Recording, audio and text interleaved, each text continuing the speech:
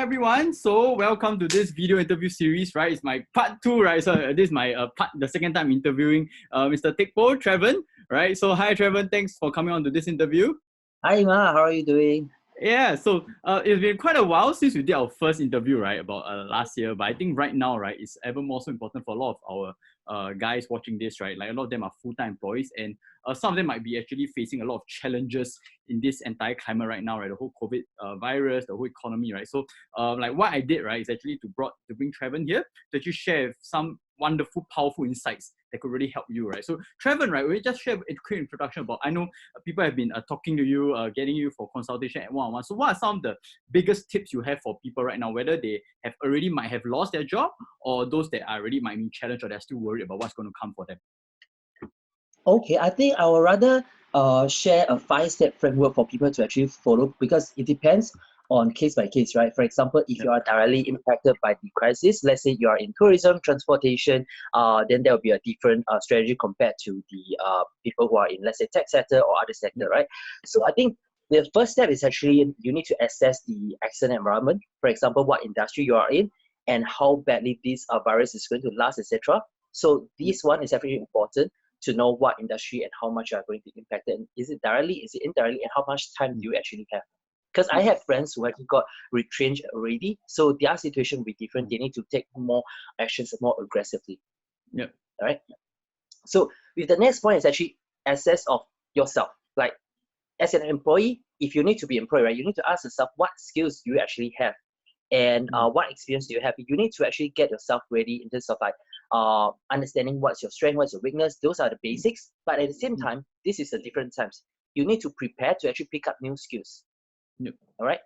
I have friends who have been in, let's say, doing, let's say, very traditional finance manager role, but if the person is not adapting to the industry, let's say updating LinkedIn profile or building their online presence, which in the past most financial managers may not be appearing so much on the internet, but I encourage my coachee to actually do so that they get more attention. And let's say when the recovery picks up, the potential employers will actually consider him rather than the rest of the candidates. Yeah. So there will be a lot more people out there who's out of job, retrenched, who's looking for jobs, but there'll be very, very few hiccups, especially this year.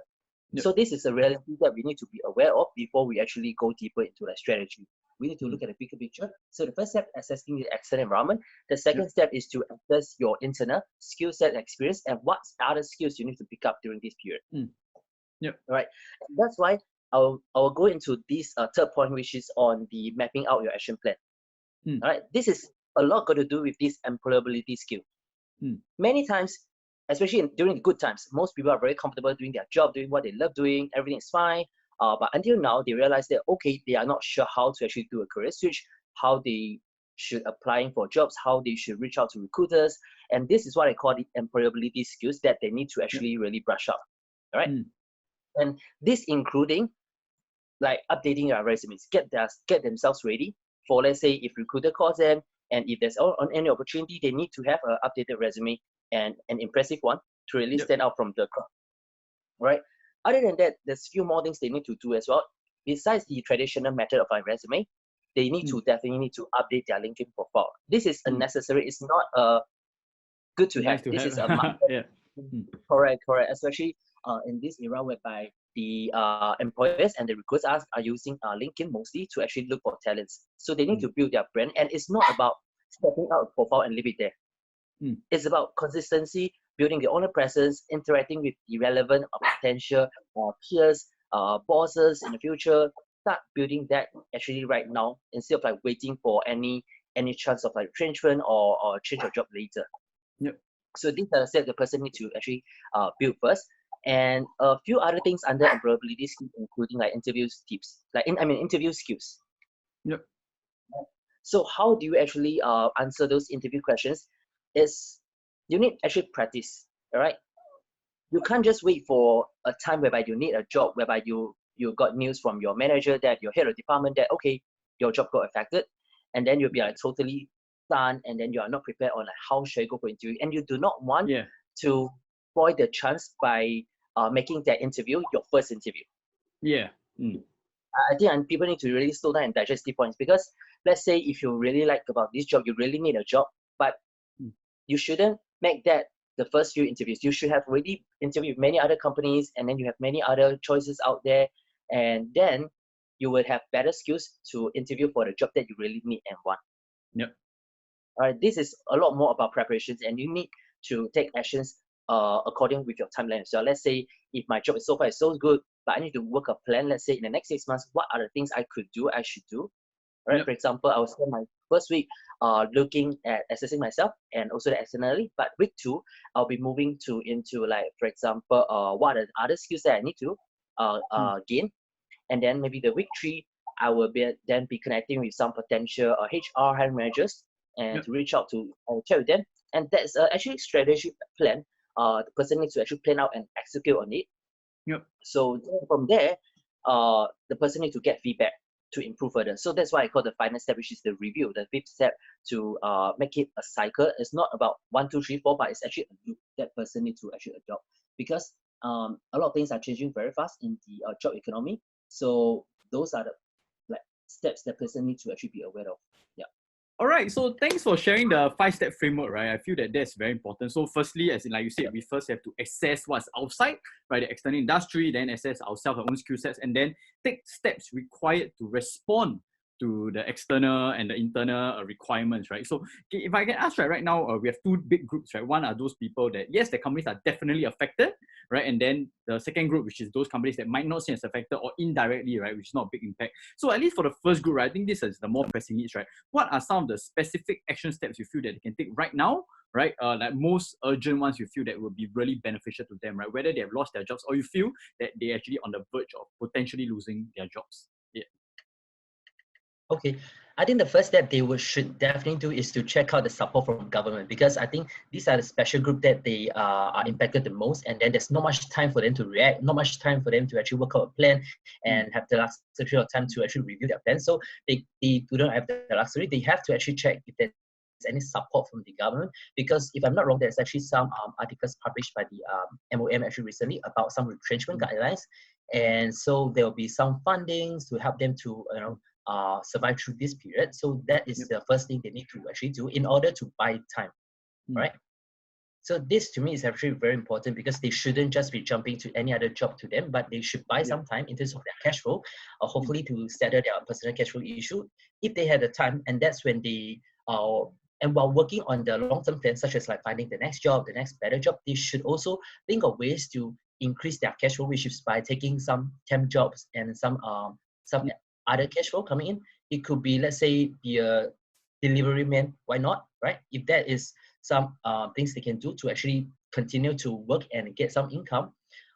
If not, they can think on how can they digitalize their skill set. Yep. Right. For example, I can quote the example of, let's say, myself, right? As a recruiter, I have to work with my company. I have my clients. I need to actually fill the gaps in terms of like hiring needs. But what if there's a decrease in terms of headcount requirements? Then I would then need to set up to actually volunteer my service online to make sure people are comfortable in using this digital, which is like a webinar like this connection to actually get the help and basically deliver my service through online. This is a time whereby people can think about how can they digitize their skills.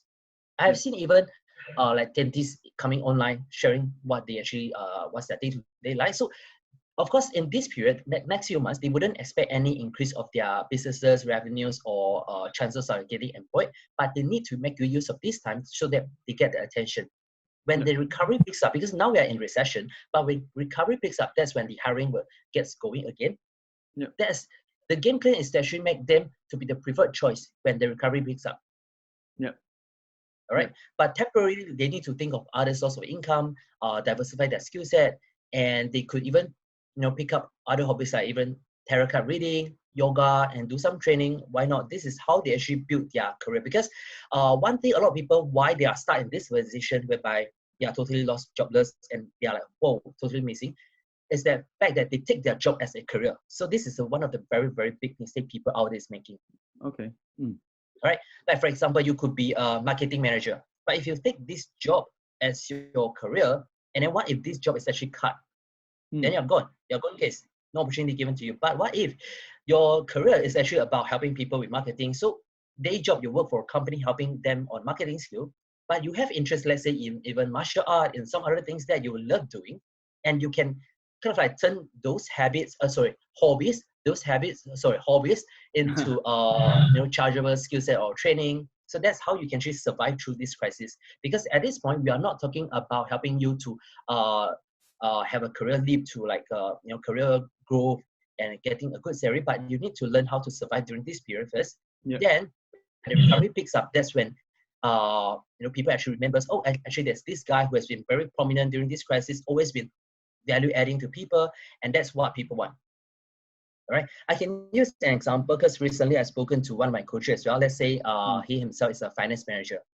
Of course, in terms of crisis, there might be casting out, and what this person can do potentially is like helping those maybe SMEs and other businesses with the skill set he can offer. For example, I can help you with this like accounting or finance work for totally free. Just value add to people first, right? When the economy picks up, when the business can afford, that's when they will think of, okay, who actually able to do this job for me? And that's when this person might be actually in demand already. That's very smart, right? So because I think from what I said, I think two big things, right? Firstly, to diversify your income streams, right? So a lot of people think one career is I just go all in, but I think really like even when you think about a business, right? Like you try to always diversify your revenue streams or everything, right? So even as our own personal career, right? It will be good to diversify, right? Whether is it a side income or anything. And then I think the second thing you shared, right, which is that if you really have nothing to do right now, or like you can actually offer your services for free or maybe a very cheap, a very affordable price, right? Because what happens is next time when economy picks up everything, they actually look to you first, right? Because you have already been providing value and everything, as compared to if you're just trying to start off from scratch and trying to get people to charge you, right? So thanks for that mindset, right? Because on my end, I always felt that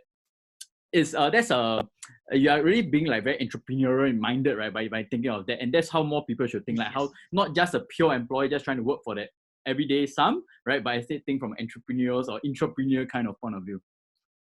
Correct. In fact, this is my exact strategy for teaching people how to actually get promotion among their peers. They will get promoted first, because a lot of people think, okay, hey boss, I want to get promotion, and then what are the salary I'll be getting if I get promoted? What are the extra responsibilities I need to do? But for a person who actually got promoted, he do it very differently. He do the things first. He will ask the boss, okay, what else do I need to do beyond my current responsibilities? What else I need to do to be like a manager? What else can I do more first? Then because of this person has done so much above his responsibilities, and that's why in terms of like, let's say performance review, the boss will actually give this person a promotion. So you will do the work first, and you actually get paid later in terms of next year, your increment. So for this right now, in terms of this crisis, it's not about promotion, but it's the same theory, right? You actually add values to people first. If I need help, right? If I need to look for jobs, I will actually reach out to companies and say, no worry, I understand this is a crisis. You may not have the headcount, but I'm sure you need help, right? So this is where I can actually jump in to see how I can help you with my skill set. For example, I'm good at talent acquisition, I'm good at career coaching. If you have friends facing, let's say, some stress, not too sure about how to plan their career, I can offer my time on weekend or after work to actually help in. So if everything is settled, business will pick up and they will think of who to hire. Business will eventually picks up, right? So this is where they actually win the game ahead, right? Yeah, hey, thanks. Yeah, I think that's a very important mindset, right? So not even like in bad times, but in good times, right? When you always constantly think ahead and how you add value first, right? That actually will pay you off in the long run, right? All right. So I think moving on, right? There's one topic that I think because of this time, everything could be really relevant. Like you said just now, is about LinkedIn, right? So right now, what are your? I know you have some thoughts about it. So what are your current thoughts on LinkedIn, and what are like maybe the top 3 biggest tips for anyone that's trying to get into a LinkedIn game, right? Or what are the biggest tips you have, like some of the mistakes that you feel that most first timers might make, or like things that they should definitely focus on when they start out on LinkedIn? Okay. This is very interesting topic because I just delivered my Facebook live sharing about last Sunday, and I think let me do like a myth debug, right? For example, a lot of people think LinkedIn is a job portal. They go in only when they want to look for a job. Then they update the profiles, hoping people will respond to them to their job application, or they will PM the recruiter about, hey, I'm looking for this job. Is there any opportunity for me? That's totally the wrong approach. Okay. Right? So they should use LinkedIn as a professional website for them to build network and attract opportunities. What I mean by attracting opportunities, even let's say I'm not looking out for jobs, but I will constantly sharing information regarding to my field. For example, career coaching, recruitment, and I will add actually like those peers like in the different companies to actually within my network so they can actually see me. Right? I'm not looking for just, but I just want to share things that I'm passionate about and what I'm good at, and I have some opinions on it. And then they will actually read those articles because it's relevant to them as well, right? They're in the same industry. So they'll actually remember you. And as time goes past, this is how you already form impression before they actually think of who to hire, right? Because in terms of hiring, the job applicant, in terms of like job applicants, is the lowest tier, right? That is the lowest success rate. For example, if you see a job application and you apply in, that will give you the lowest chance. All right. How the job hires goes about is really about connections. The company will start asking like internal staff, do you know anyone? Like ask for reference. That is the best way to actually hire a talent, right? Only if they run out of this, then they'll reach out to, let's say, recruitment agencies. Who do they know best in this industry? Then only if they still can't find talents, then they will open up a job requisition, like on the LinkedIn post. So the people who actually apply in, they already lose out by a few rounds already. The opportunity. So LinkedIn profile, I cleared the myth about the myth earlier. You shouldn't use it for job applications only, but you should do it for professional branding. Right? Use it as a platform to build your professional branding, share what you love doing, and share your skill sets, and constantly interact with people in the field. All right. Thanks for the part on LinkedIn, right? So even for myself, right, like yesterday when I was logged into LinkedIn, right, I realized I have so many messages from people all the time trying to like meet for coffee and meet for like us pitching me on different things, right? And it's a lot of like, how can I take from you? And obviously I'm not going to respond to them, right? So like you said, like it's about positioning, adding value first, and then in the end, if there's something you can do, exchanges or building networks, and then you do it after, rather than trying to close on the first ad, right? So for sure, I definitely believe in that. Right. So Traven, like with all that we have shared, right? So I think those are really great stuff. So thanks for that. But how can my audience find you if they want to find out a bit more? How can they further find out how they can specifically position themselves or take advantage of or overcome the challenges of today's situation? Sure. If they want to actually message me, they can go to my Facebook page, Traven Tang, and to PM me about their challenges. And ideally, it's best for them to share me what's their current status. Are they employed, unemployed, or what situation do they face, what challenges? And then that's when I will prioritize in terms of like who should I actually respond to first. Yeah, correct.